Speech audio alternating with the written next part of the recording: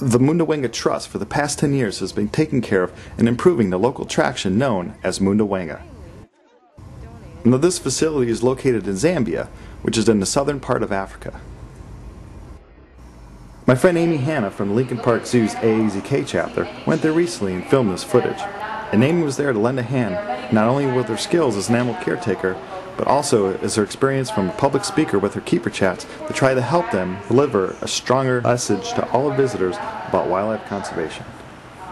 A big aspect of the center is to tell the locals on how to treat the environment in a holistic way, and a good approach to this is they're slowly converting over to solar power, which will soon provide them with not only hot water, but lots of other resources. A big attraction to the center, aside from its educational structures, are its feeding tours. Here children come from all around to see the animals at the wildlife park and sanctuary eat. The chapter of the AAZK that Amy belongs to donated over $300 to be used for a portable PA system, which will help the instructors a lot for talking to such large groups. Just look at all those kids. The first stop for this tour were the warthogs. Warthogs are found throughout sub-Saharan Africa and are in the pig family. You can see why. Look at that food.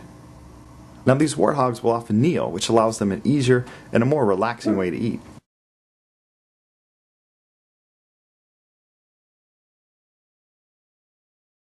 Some animals are only here for rehab, and others were brought here after being confiscated from the pet trade. Here Amy tells us a little bit about that. So they're rescued, and every October they are released back to where they came from.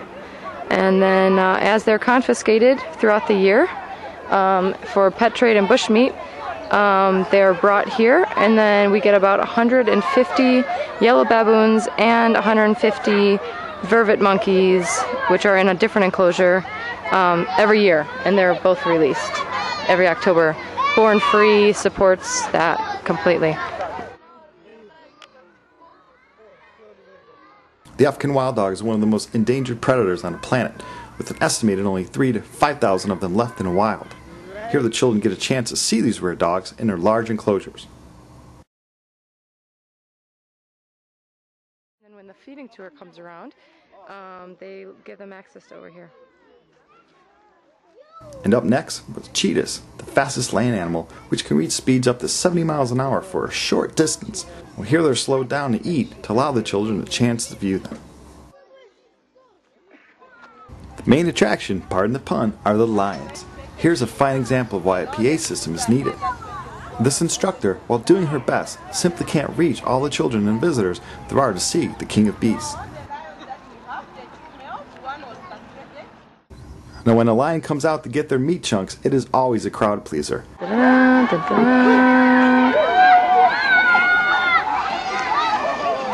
This makes the perfect opportunity to let the people know just how few lions there are left in Africa and what they can do to ensure a future for lions, which are the top economic draw to visit Africa. With Africa's human populations growing, it is so very important that places like Munda Wanga help connect the people with their beautiful wildlife. And it is also important that we have people like Amy and others from groups like the AAZK willing to use their time to help others, all in the name of animal conservation and education. For more information on Munda Wanga and other items of interest, please read this video's description. Thanks so much for Amy Hanna and her providing us this footage, and as always, thank you for watching.